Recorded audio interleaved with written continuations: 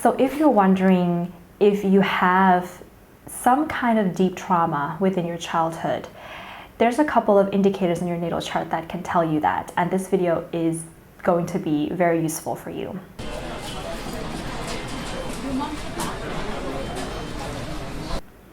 Hi beautiful souls, it's Tan back here again today with you on this Astrology, Human Design and Jinkies channel. And today we're going to be looking at the top 3 signs of trauma in the birth chart. So before we get started, I just want to let you guys know that we have currently a summer sale for the month of June and July for our birth chart readings.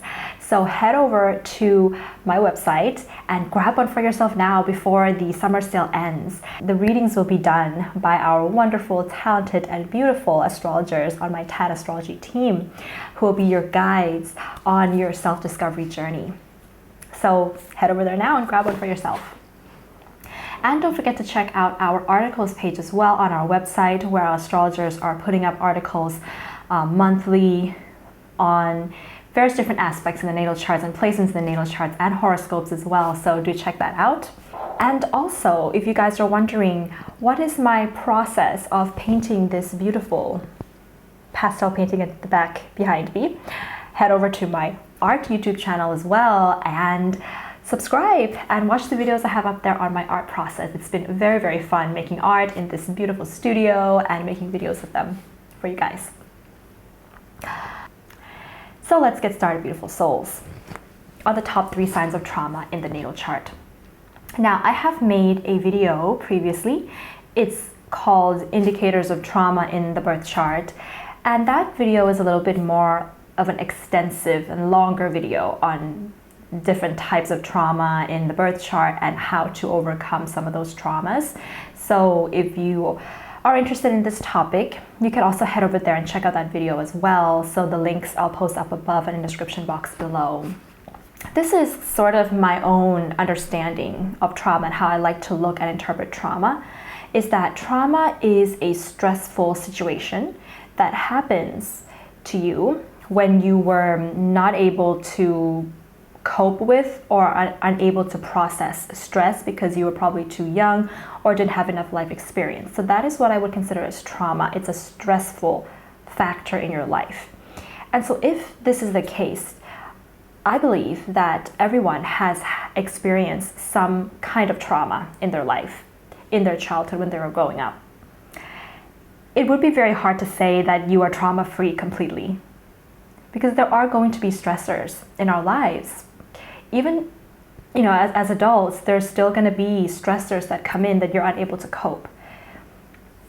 That can be a new trauma as well. So I'm not, of course, a psychologist, and I don't want to offer any kind of practical advice here because I'm probably not going to know that very well, but I can just kind of pinpoint here and there indicators in the birth chart in terms of astrology with regards to signs of trauma. All right, so the number 1 indicator of trauma in the birth chart that you want to be looking for, and this tends to be pretty accurate in the natal chart, if you have this. Now, it doesn't mean that if you don't have this, you don't have trauma, but if you have it, this is the heaviest trauma in the natal chart. And that is when you have a hard aspect between Mars and Saturn in the birth chart. The closer the aspect, the more trauma, and the heavier the trauma and the stressors that were in your childhood, in your life. And this is going to be a childhood thing. And so we're looking here at Mars and Saturn conjunction. This is the heaviest of them all. Mars and Saturn opposition, Mars and Saturn square, Mars and Saturn in conjunction. These are some of the hard aspects between Mars and Saturn that you want to watch out for to show there's trauma in the birth chart. And the reason for this is that Mars is ruled by traditionally the planet, is ruled by traditionally the sign of Scorpio and Aries. Saturn is a Capricorn ruled sign. And Saturn and Capricorn, it's just that archetype within all of us it's like tough love, and it's cold and can be ruthless and can be cruel.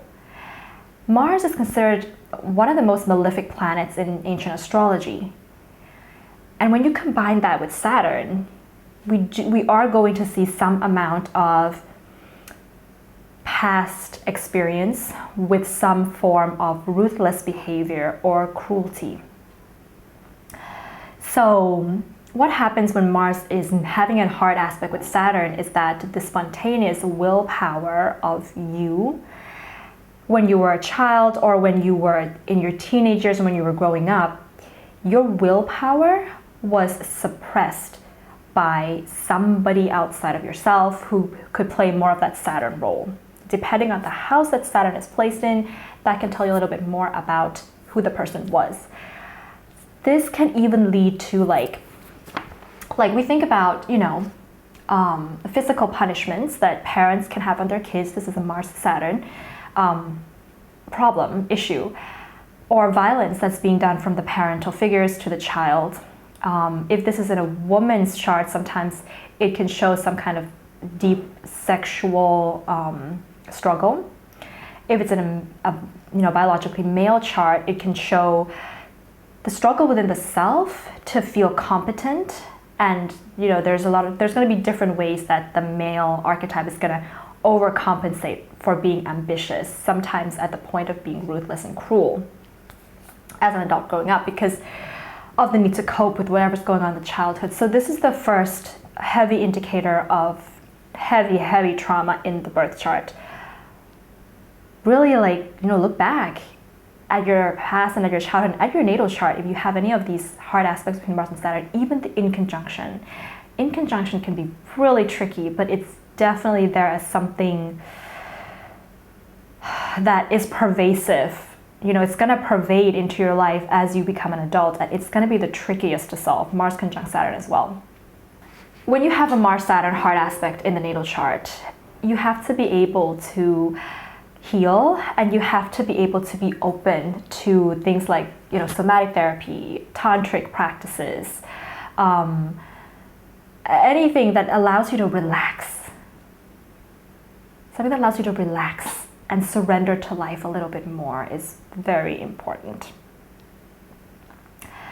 All right, so the next second indicator of trauma in the birth chart that I've decided to choose for this video is when you have Pluto on your angles or in an angular house. Both of them work. But if it's in an angular house and it's closer to the angle, that's going to be like a big heavy factor there. Now Pluto can also be on your angle, but it's not in an angular house. That's the same. That would be considered having a similar quality as having Pluto in an angular house. So the angular house in astrology is the first house, the seventh house, the fourth house, and the 10th house. Angles in astrology, of course, going to be the ascendant, descendant, midheaven, and IC. So, Pluto is just that planet of what Pluto wants to do in your life is it wants you to do a couple of things. It wants you to turn on your instincts.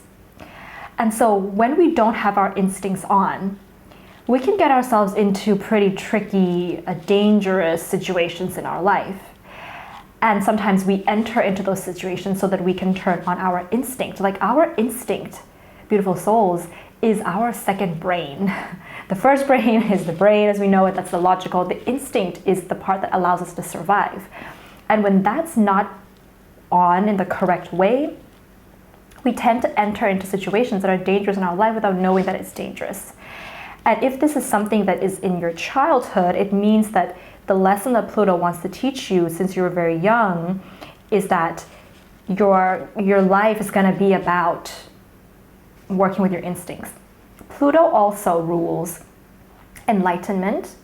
And so when we think about enlightenment, there's a process of awakening and surrender that you have to be able to adopt in your life. And Pluto's a harsh planet and it's a hard teacher in your life. And,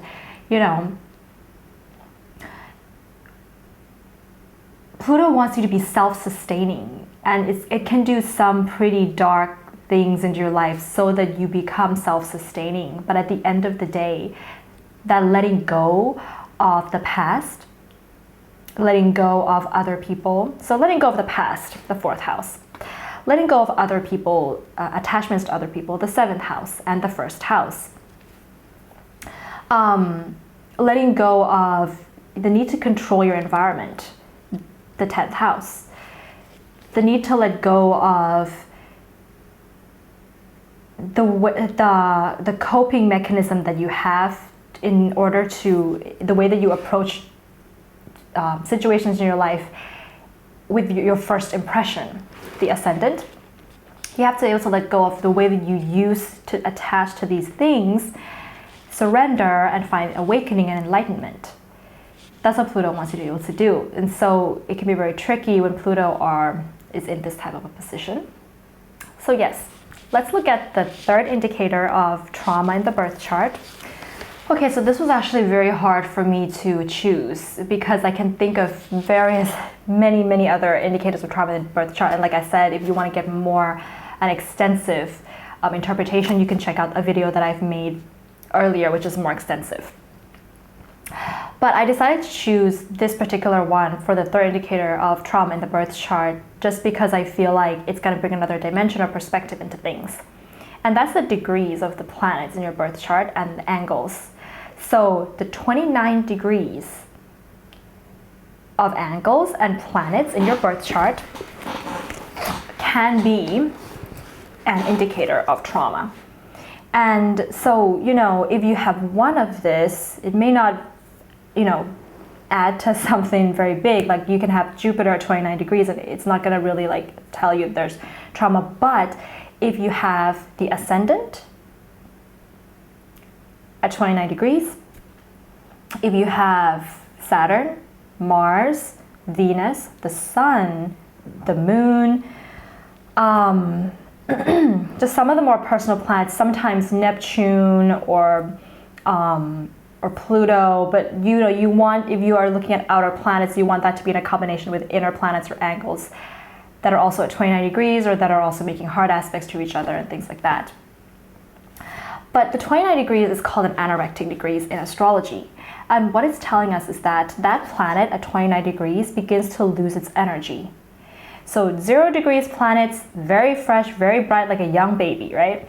29 degrees it's getting old. It's like an older person. So it doesn't have that vitality or that energy, which means that whatever planet's at 29 degrees, it begins to lose its boundaries.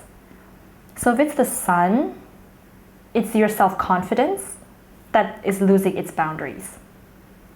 Meaning that you don't have a lot of self-confidence because of something that's happened in the past.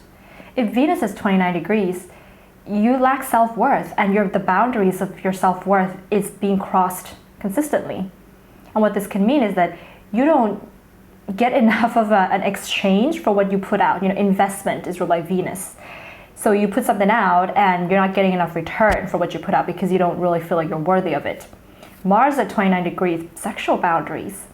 Or you could also be somebody that just takes action in a way in which you waste and you exhaust your energy. Neptune at 29 degrees, Neptune is already a boundless planet as it is, and that being at 29 degrees is either going to show somebody that is pretty much boundaries is going to be a theme in their life, or this can be in terms of spiritual beliefs, not religious beliefs like Jupiter, but actual spiritual beliefs that is what is contributing to them not having those boundaries. And psychic boundaries between people, you just absorb other people's energies so easily. Moon at 29 degrees is going to bring a lot of anxiety into your life. That this is going to be a person that's, maybe can't sleep or just they need to be able to find time to nourish themselves, but they just don't. So that's how it can play out there. So something to consider when you have planets at 29 degrees is you have to be able to put some energy into that planet. You have to be active in telling yourself, if it's Venus, I'm worthy on a daily basis. If it's the Sun, it's I have confidence on a daily basis. You have to be aware, conscious, active, and practically working with the themes of the planets that is at 29 degrees. So last but not least, I want to bring in some human design and gene key into this to let you guys know what may be some gene key or human design gates. What can happen, when we're looking at trauma in terms of human design and gene keys.